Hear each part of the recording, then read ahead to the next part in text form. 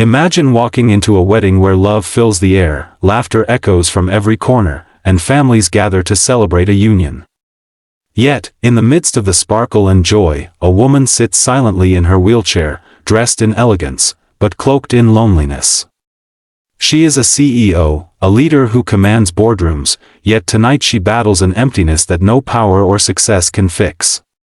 What happens when an unexpected voice, a single father with a little girl clutching his hand, leans down and asks her the most surprising question: "Will you be my date?" Stay with this story, because what follows is a journey of courage, healing, and a reminder that love can find us when we least expect it. The grand ballroom glowed with golden chandeliers and soft music from a string quartet. Guests filled the tables with cheerful chatter, glasses of champagne clinking in celebration. But at one corner of the hall, away from the laughter, sat Elena Carter, the youngest female CEO in her city. Her pristine white dress suit matched her poise, but her wheelchair betrayed a different story, one of battles fought behind the curtains of success. To everyone else, she looked untouchable, wealthy, powerful, admired. Yet inside, Elena felt like a shadow in the middle of the light. She had been invited as an old friend of the bride, but weddings always brought her the same ache, a reminder of what she had lost and what she feared she could never have. Once, she had imagined walking down an aisle herself, hand in hand with someone who loved her beyond her achievements. But an accident years ago had changed everything: her body, her confidence, and the way people looked at her. Tonight, those stares were heavy. Some were filled with pity, others with curiosity. Couples passed her by, smiling politely, but not lingering. Conversations ended before they began. Elena pressed her hands lightly on the wheels of her chair, considering slipping out quietly. Why had she come? Why sit here, pretending she belonged, when every laugh around her felt like a reminder that she didn't? Just as the thought grew louder, Elena noticed a little girl across the hall. She couldn't have been older than 4, wearing a lavender dress and clutching a stuffed bunny. The child's wide, curious eyes locked on her, innocent and unafraid. Moments later, the girl tugged at her father's hand, a tall man in a simple gray shirt and jeans, who looked out of place among the suits and gowns.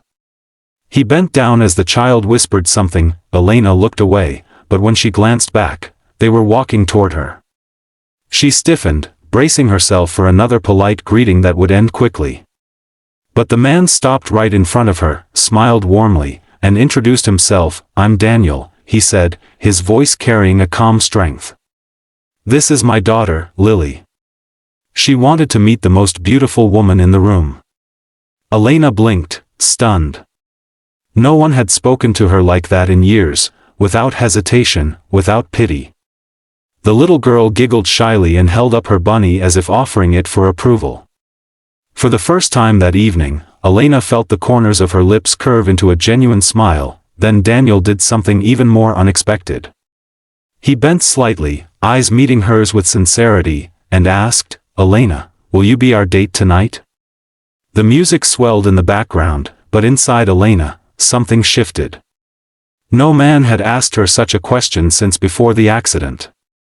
And the way he said it, not as charity, not as obligation, but as an invitation, left her speechless. At first, Elena hesitated. The voices of doubt whispered in her mind, "He's just being kind. People don't see you that way anymore." But then she caught Daniel's steady gaze and Lily's hopeful smile, and the words slipped out almost before she could stop them. I'd love to." From that moment, the night transformed. Daniel pulled up a chair beside her, and Lily clambered onto his lap, resting her bunny on the table as though it belonged in the conversation too. They talked, not about business, not about her wheelchair, not about pity, but about life. Daniel shared that he was a single father, raising Lily after his wife passed away 2 years earlier.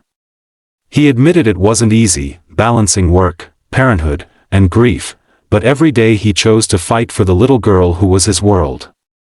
Elena listened, moved by his honesty. For once, she wasn't being measured by her title, her achievements, or her disability. She was simply a woman sharing a moment with someone real. As the evening wore on, laughter spilled easily between them. Lily insisted Elena join in the fun, tugging her toward the dance floor. Elena shook her head at first, embarrassed. But Daniel offered his hand, steady and sure. "We don't have to dance like everyone else," he said softly. "We can make our own way." With his encouragement, Elena wheeled herself onto the dance floor. Daniel bent slightly, keeping his movements in sync with hers, while Lily spun around them with pure delight. For the first time in years, Elena didn't feel limited. She didn't feel like the woman in the wheelchair. She felt alive, included, cherished. The bride herself glanced over and smiled, whispering something to her groom. Soon, others watched too, not out of pity, but admiration. It wasn't Elena's chair they saw.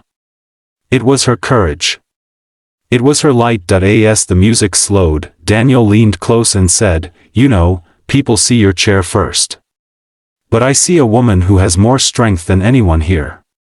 And I'd like to see you again. Not as a date at a wedding, but maybe, dinner, just us." Tears pricked Elena's eyes, but for once, they weren't born of sadness.